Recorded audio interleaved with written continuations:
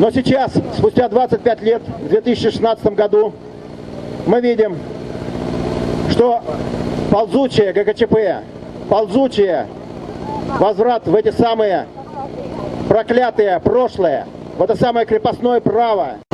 Сейчас нам предлагают примерно такой же путь. И те партии, те парламентские партии, которые предлагают, что нужно затянуть пояса, что бюджет больше трети, который у нас сейчас, 34% у нас сейчас на вооруженные силы и на силовые органы, когда в стране кризис создают национальную гвардию в 350 тысяч человек, которая нужна только для внутреннего употребления.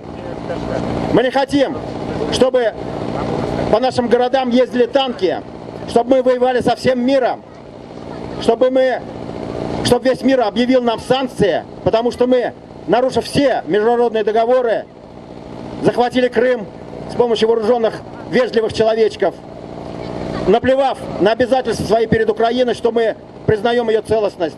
Если бы тогда, в 1991 году, был взят жесткий курс на европеизацию России, сегодня Единая Россия была бы до самого Владивостока. То есть Россия была бы в еврозоне, в России были бы Шенгены, не было бы ни Украины, не было бы ни Крыма. Украина тоже была бы в составе России. Но, к сожалению, в какой-то момент Россия свернулась с этого курса.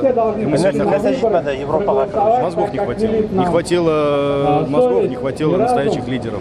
Вот если бы ГКЧП победила, в Татарстане все было бы тем, то говорить, что Татарстан там слегка поддержал ГКЧП, это не совсем правильно. Татарстан фактически поддержал ГКЧП. Давайте вещи называть своими именами. И Татарстан занимался тем, что выжидал, чем там все кончится.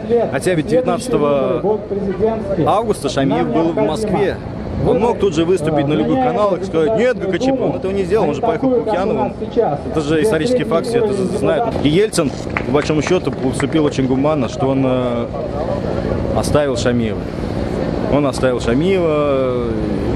В итоге и в Татарстане мы получили самый настоящий индустриальный феодализм, получили власть аульной аристократии.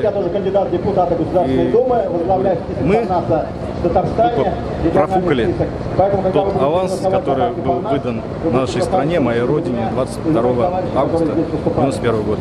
Если бы был человек масштаба Табеева, я думаю, все было по-другому.